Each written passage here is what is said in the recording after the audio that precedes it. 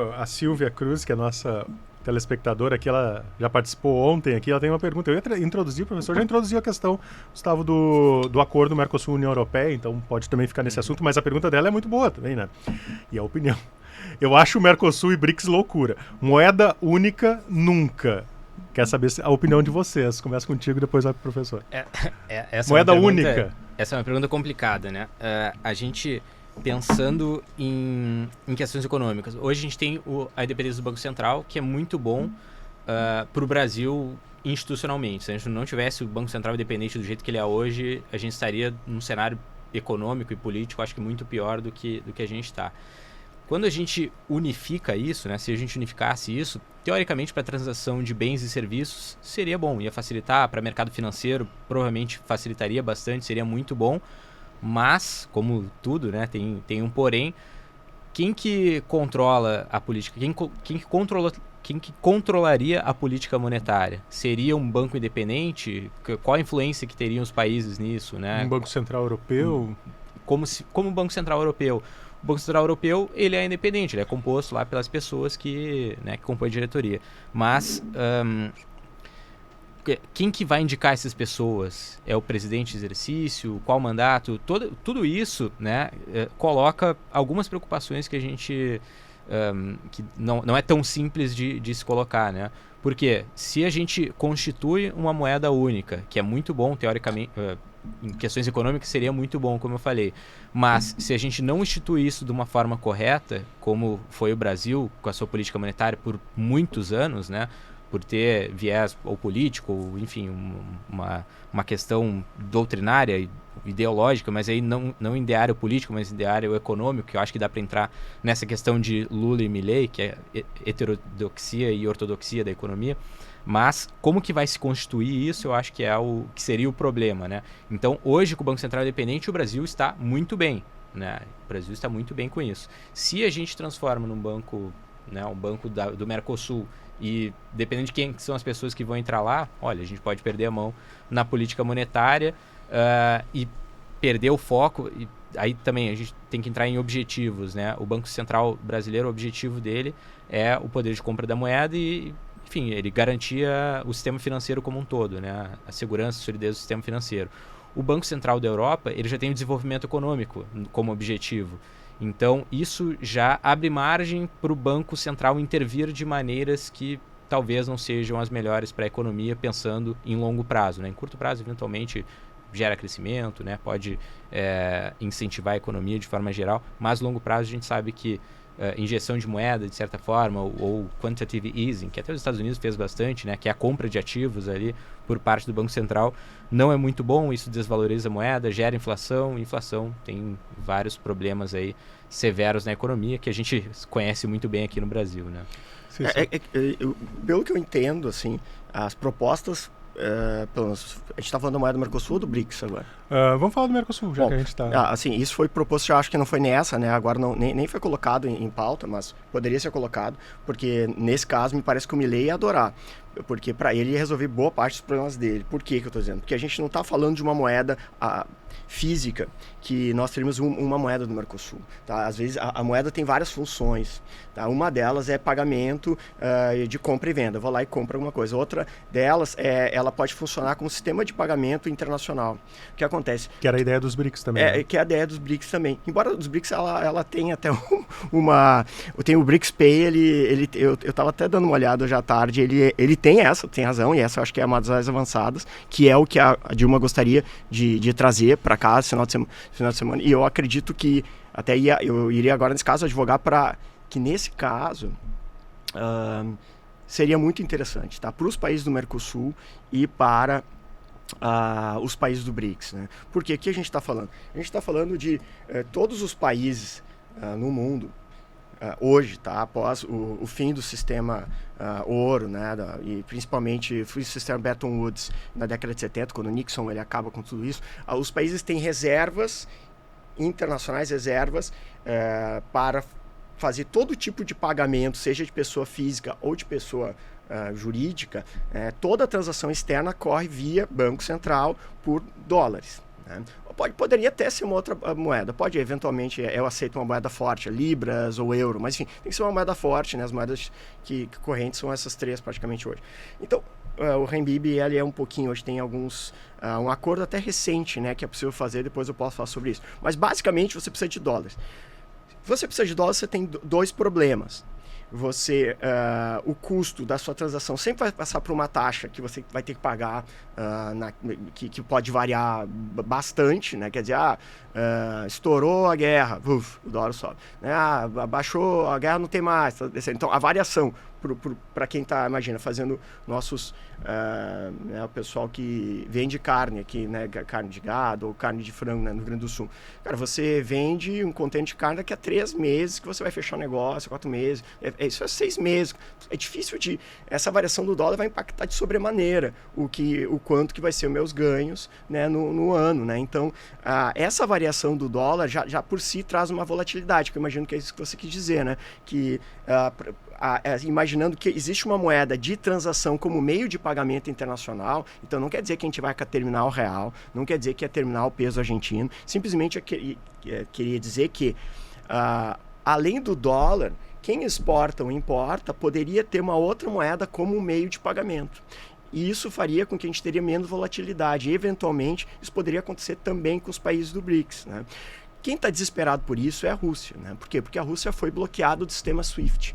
Então, eles estão com uma dificuldade enorme de fazer pagamentos internacionais, de fazer de compras e vendas. Então, eles estão... São principalmente eles que estão querendo ou propondo, colocando na mesa para que isso fosse, na verdade, debatido. Só que daí do outro lado, né, a gente tem o Trump que disse em janeiro que, olha, se vocês fizerem se vocês levarem adiante essa proposta do BRICS Pay, enfim, como moeda de pagamento, eu vou levar a tarifa a 100%, né, aquela coisa, vai dar uns berros lá. Então, falou alguma coisa assim. Então, a gente, infelizmente, eu acho que essa sim reduziria os custos dos nossos importadores e exportadores, e a gente teria menos necessidade de ter reservas internacionais absurdamente robustas, como todos os países em desenvolvimento têm hoje, né? Tirando a Argentina. Por isso que eu disse que o Milei ia gostar. Porque o que acontecia, né? Para as pessoas que estão em casa, então, entendeu? Aquela coisa, brincando com a situação, né? Para a gente entender. Por exemplo, um pessoal ali de Passo Fundo ou do norte do estado vende uma máquina agrícola para a Argentina. A Argentina, os argentinos compram, chega a máquina agrícola lá e os argentinos não conseguiam pagar os brasileiros. Mas como assim? Os empresários argentinos riquíssimos. A renda per capita na Argentina ainda é maior que a brasileira, né? Só para colocar. Então é um país rico, está em crise há 30 anos, mas é um país rico. Como que eles não conseguiam? Por que os empresários, né, nossas empresas de máquinas agrícolas não recebiam? Porque a Argentina não tinha dólares para fazer o pagamento, né? Não tinha essa reserva de dólares, né? Imaginando que é difícil também, né? Mas imaginando que a gente tem um sistema de meio de pagamento alternativo, daí você simplesmente envia, né? Eu tenho que, hoje em dia, converter esses pesos em dólares. O Banco Argentino, ele tem que ter o Banco Central Argentino, ele tem que ter dólares, reserva, e tem que enviar para cá. E aqui o Brasil recebe, né? A mesma coisa que acontece com o Brasil. O Brasil teve uma volatilidade muito grande, isso na década de 70, logo depois do milagre econômico, né? A gente foi salvo pelos petrodólares, inclusive a gente já teve esse problemão, a gente se salvou depois até no Lula 1 e 2, né? Que a gente teve reservas muito aumentadas por conta que a gente vendeu muito, né? A gente exportou muitas commodities e a gente tem reservas hoje que a gente não passa por isso. Mas o amigo Milei, certamente, ele ia gostar dessa questão. Posso? Pode, eu vou botar uma pimentinha aqui. Acordo União Europeia e Mercosul sai ou não sai também? Pode complementar, mas queria que você entrasse nessa questão. Ok. Em relação à moeda, né? Primeiro, para finalizar esse ponto, uma das características da moeda é a ampla aceitação, né? Então, se eu instituir essa caneca aqui como moeda, vamos supor que eu tenha poder para isso, ela só vai valer se tiver a aceitação de todos nós aqui de que a caneca é válida como moeda. O dólar ele não foi instituído por uma decisão, enfim, universal, autoritária, uma questão assim. Foi por ampla aceitação dos países, por questões institucionais dos Estados Unidos que passam mais passavam, talvez, né? Se a gente for questionar aqui a política a política comercial atual, talvez o dólar mesmo tenha ficado em xeque nos últimos anos, e principalmente por questões de emissões de dólares ali, que já vem há muito tempo e aumentou bastante no pós-pandemia. Mas o principal, né, a questão institucional dos Estados Unidos de passar maior credibilidade do que a grande maioria dos países, que transformou o dólar na moeda que ela é hoje. Então, se sente mais seguro tendo dólar em casa ou real em casa? Qual que vai desvalorizar mais? Qual que tem o maior poder de compra fora do país, né? Se a gente pensando em termos globais. Então, o dólar ele era mais forte, ele tinha o lastro em ouro, né? Até o fim ali de Bretton Woods, mas em questões institucionais, né? A forma como como se desenvolveu a política americana, ele se tornou, né, por ser a maior economia, por ter segurança jurídica, por ter uma política mais aberta ao comércio internacional, como sempre foi, né? Agora isso está sendo questionado, mas enfim.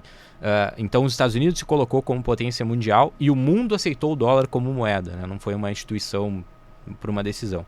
E quando a gente cria uma moeda, ou quando a gente quiser transformar o real nessa moeda, a gente precisa trazer institucionalmente, né, políticas, instituições, né, e aí instituições a gente está falando do poder legislativo, das leis, das regras que a gente tem aqui, do poder judiciário, que faz cumprir essas leis e essas regras, e também o executivo, porque vai entrar muito, enfim, em questões políticas, principalmente de política fiscal e monetária, né? Entrando no fiscal, por que a Argentina ficou sem dólares? Porque a Argentina gastou demais ao longo de vários anos, né? E a gente pode fazer um paralelo com isso, com política brasileira também.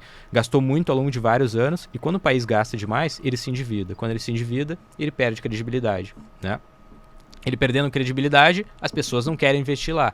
Então o americano, o europeu, o asiático, né, o chinês, que hoje está bem presente no mercado de capitais, esse cara deixa de investir num país que perdeu credibilidade. Se ele perdeu credibilidade, ele vai perder as reservas de dólares. Ele vai ser impactado diretamente em suas taxas de juros, inflação e tudo mais.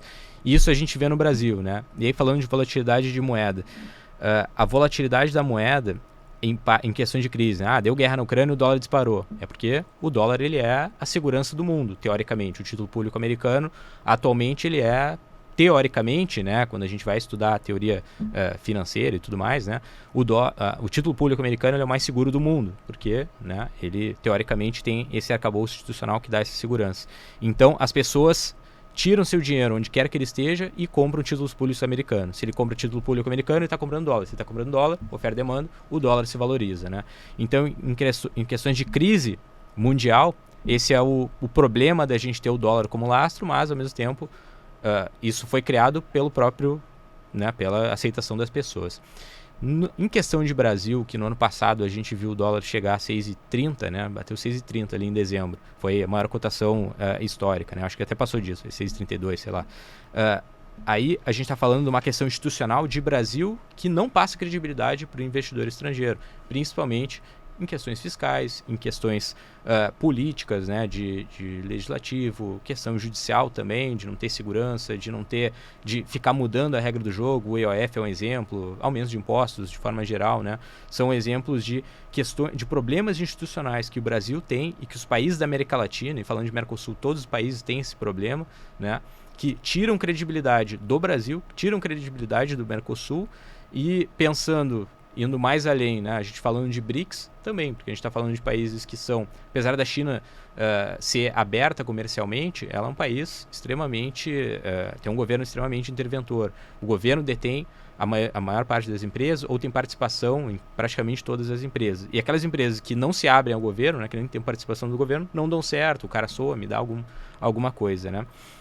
Então, em resumo, né, a questão institucional que a gente tem no Brasil e no Mercosul é o que impacta a credibilidade que a gente tem e impactaria ainda mais numa criação de moeda. A gente criar uma moeda no Mercosul, vai funcionar no Mercosul, né, porque o Brasil tem muita credibilidade aqui dentro, por ser teoricamente o melhor país, né, o mais desenvolvido, mas em relação ao mundo, não quer dizer que a gente vai ter um poder, né, ou que isso vai ser reconhecido, que vai ser reconhecido e que esse meio de pagamentos passará a ser utilizado. Mas só assim, mas não é para só para utilizar dentro do Mercosul. Tá? É só para dentro do Mercosul. Só para justamente fugir daquele problema que eu falei ali, da compra da máquina, né? Então essa é a questão meio básica, né? A gente entendia o teu raciocínio, e também nem era para o real, eu também acredito que não seja, e o Brasil nem teria capacidade econômica para absorver isso, da mesma forma que a China não quer ser, né? A China, o renminbi, todo mundo fala, será que seria nova? Porque todo mundo fala, pô, então a China vai, em questões de anos, décadas, ser a maior economia do mundo. E o que vem depois? O que falta para ela ser um hegemon, né? Sim. Então, a Susan Strange tem ruim ficar citando, né, autores, mas ela tem uma questão super interessante que ela tenta definir o que precisa um hegemon, né, para o país se tornar realmente hegemônico, né, para além de ser a maior economia do mundo, você tem que ter maior gastos militares, você tem que ter todo o fator produtivo central do mundo tem que ser no seu país. E daí nesses três, olha, a China já poderia ser. Só qual é a quarta questão? Tá? Você tem que ter, você tem o seu lastro financeiro internacional. Isso não existe, né? O dólar como você colocou, 90% 95% de todas as transações no mundo, 90%. Na verdade, o que acontece é que dentro dos 17 países da zona do euro é feito tudo em euro, né? Então tu não tem o dólar. Mas todo o restante é praticamente feito em dólares, né? O que acontece? Você tem um gasto no sentido político, financeiro, de ter que ficar bancando também uma moeda forte, que a China não quer fazer hoje. E não sei se ela queira fazer. Todos os analistas dizem que não seria o objetivo deles. Não teríamos a China liderando o sistema internacional. Como um hegemon. Por enquanto ela não se coloca como tal, né? Mas também isso é uma teoria. Não quer dizer que não é dessa forma.